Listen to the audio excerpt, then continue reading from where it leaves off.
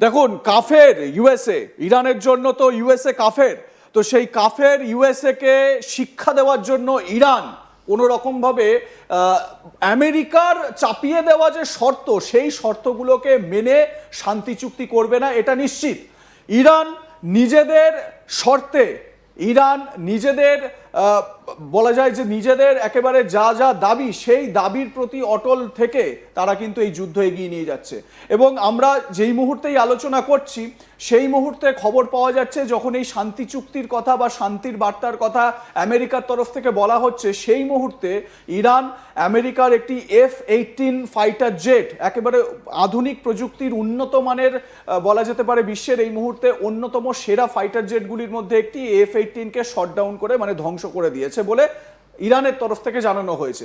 যদিও আমেরিকার central command, US central command, তারা পরিষ্কার বলেছে এটা ফলস, এটা একটা ফলস ন্যারেটিভ চালানো হচ্ছে, এর কোনো সত্যতা নেই। দেখুন, আমরা নিরপেক্ষভাবে দুটো জায়গার বক্তব্য আপনাদের সামনে তুললাম। ইরানের দাবি কি, তারা F-18 ধ্বংস করেছে, সেটাও বললাম। আমেরিকার দাবি হচ্ছে কি এটা ফলস ন্যারেটিভ, সেটাও আপনাদের সামনে আমরা তুলে ধরার চেষ্টা করলাম। এবারে আমরা স্যার এক এক করে এইখানে এই যে কনফ্লিক্ট জোনটা, এই কনফ্লিক্ট জোনটার ছবি আপনাদের দেখাচ্ছি। আপনারা আজ তাক বাংলার পর্দাতেই একমাত্র দেখতে পাচ্ছেন এই কনফ্লিক্ট জোনে কোথায় কি হচ্ছে, রেগুলার বেসিসে সেই আপডেট আপনাদের সামনে আমরা তুলে ধরার চেষ্টা করছি। তো এই যে কনফ্লিক্ট জোনটা, স্ট্রেট অফ হরমুজ বন্ধ, একদম সেই জায়গায় একেবারে চোকড করে রেখে দিয়েছে। শুধুমাত্র ভারতের জন্য আমরা দেখতে পাচ্ছি ভারতের যে ক্রুড অয়েল বা এলপিজি নিয়ে কার্গো শিপগুলো এসে পৌঁছচ্ছে, এটা ভারতের যে ডিপ্লোমেসি, সেই ডিপ্লোমেসির জয়। এবং অন্যান্য যে দেশের যে ক্রুড অয়েল বা এলপিজি বাহী যে জাহাজগুলো, তারা কিন্তু আটকে পড়েছে। ইরান বলেছে মিত্র কয়েকটি দেশকে ছাড়া আমরা আর কাউকে এখান থেকে বেরোতে দেব না, ভারত তার মধ্যে অন্যতম।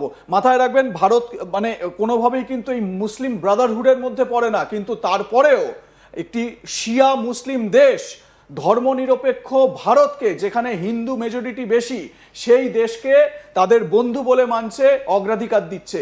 এটাই ভারতের যে অবস্থান, সেই অবস্থান স্পষ্ট করে সারা বিশ্বে। স্যার, আমরা একটু একটু করে এবারে আলোচনা করব। দেখুন স্যার, এইখানে আমরা এই কনফ্লিক্ট জোনে যদি এই জায়গাগুলো দেখি, দেখুন এইখানে একটা আমরা দেখতে পাচ্ছি একটা এখানে ড্রোনের একটা ইমেজ আমরা লক্ষ্য করতে পাচ্ছি। তো সেটাই যদি আমরা ক্লিক করি, দেখুন এইখানে কি চলে আসছে, UAE air defences deal with 9 drones, মানে 9খানা ড্রোন ইউনাইটেড আরব এমিরেটস সেই 9টা ড্রোনকে নাকি ডিস্ট্রয় করেছে। হ্যাঁ, সেই 9টা ড্রোনকে তারা ধ্বংস করেছে। তার মানে কি পরিমাণ ড্রোন অ্যাটাক হচ্ছে সেটা কিন্তু বোঝা যাচ্ছে। আমরা কাতারের দিকেও দেখুন, কাতারে কিন্তু কোনো অ্যাক্টিভিটি নেই। আপনি কিছুক্ষণ আগেই বলছিলেন যে কাতারের সঙ্গে গোপনে একটা চুক্তি হয়ে গেছে, আমরা কাতারে কোনো দেখতে পাচ্ছি না অ্যাক্টিভিটি। একটু ব্রিফ করুন কি হয়েছে কাতারের সঙ্গে। আমরা যদি সোশ্যাল মিডিয়া ভালো করে কথা বলি, ওরা বলছে কি কাতারের উপর ইরান আর হামলা চালাচ্ছে না কেন, যে কাতারের লোক আছে সাউথ পারে যেখানে আপনার অ্যাটাক হয়েছে, তারপর থেকে ওরা একটা ইরানের সঙ্গে বলেছে কি তোমার IRGC কে সিক্রেট অ্যাকাউন্টে পয়সা ট্রান্সফার হয়ে গেছে, বলে ভাই তোমাকে আমি পয়সা দিয়ে দিচ্ছি, আমাদের উপর হামলা করো।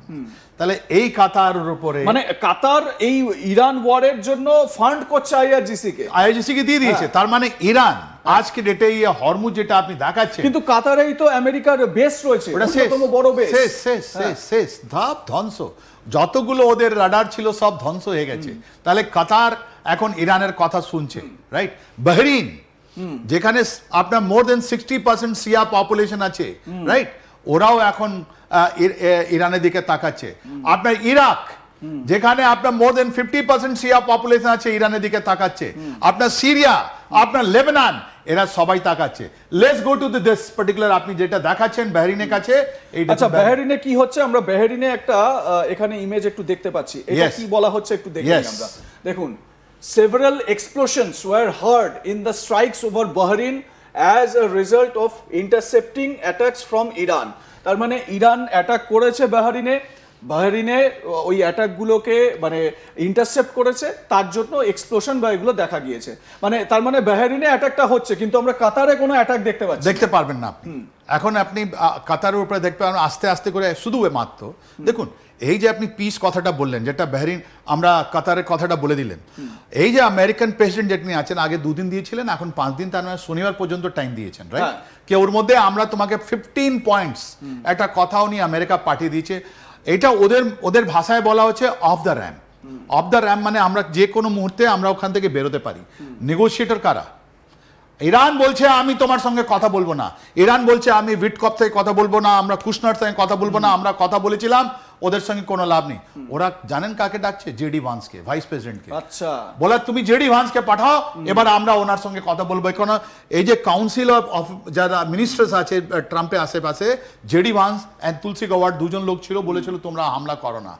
এই জিনিসটা যখন মিডিয়াতে ছেড়েছে, তার মানে যে নেগোশিয়েটর আছে, এটা আমেরিকান নেগোশিয়েটর, ওর মধ্যে জেডি ভান্স আছেন, right? That is point one. আপনাকে এবং ট্রাম্প যে চাপে কয়েকদিনের মধ্যে স্টেট অফ দ্য নেশন মানে অ্যাড্রেস আছে ডোনাল্ড ট্রাম্পের, কি বলবেন সেখানে? কি মানুষকে কি বোঝাবেন? তার কাছে তো ভাষা নেই।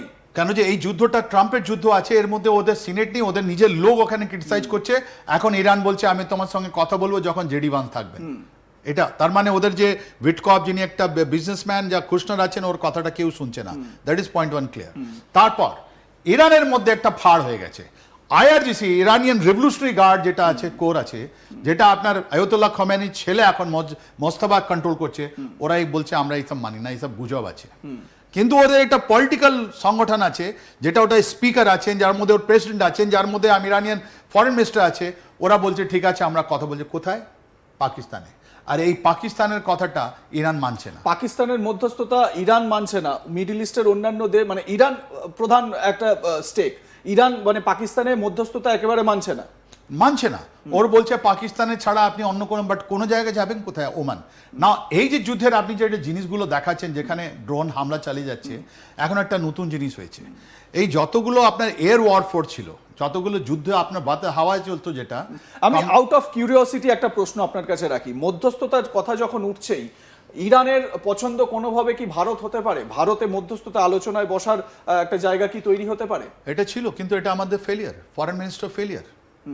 এটা আমাদের পুরোপুরি নীতি। আমাদের ছিলেন অটল বিহারী বাজপেয়ী, যদি আজকে থাকলে আমরা ওখানে পড়ে যেতাম। আমাদের যদি সুষমা স্বরাজ থাকলে আমরা ওখানে থাকতাম। কিন্তু প্রেজেন্ট যেটা আমাদের ডিফেন্স ফরেন মিনিস্টার আছেন, আই এম সরি, ওনার থাকলে এসব কাজ হবে না। বিকজ উনি একটা উনি পলিটিশিয়ান নয়, উনি রাজনেতা নয়। উনি যেখানে যাচ্ছেন ওখানেই আমাদের একটা তিনি তো একজন বড় big question mark on his performance. আমরা ও অটল বিহারী বাজপেয়ী নয়, উনি সুষমা স্বরাজও নয়। উনি ওনার আন্ডারে উনি কোনো দিন বলে দেন কি China has a big economy, আমরা স্মল, আমাদের মোরাল ডাউন। আজকে যে শব্দটা ইস্তেমাল করেছেন বিদেশ নীতি, বড় ক্লেম করছেন এটা। অ্যাবসলিউটলি এর মধ্যে বলা উচিত আমাদের foreign minister is a total failure. আমাদের বিদেশ নীতিকে উনি যে শব্দটা ইস্তেমাল করেছেন, আপনি নিউজ পেপার পড়ে দেখে নিন, এটা দিয়ে আমাদের যতগুলো আমাদের স্ট্যান্ডিং আছে ওটা খান করে দিলেন, শেষ করে দিলেন। তাহলে ইন্ডিয়ার রোল, আমাদের প্রধানমন্ত্রী মোদি অ্যাকসেপ্টেন্স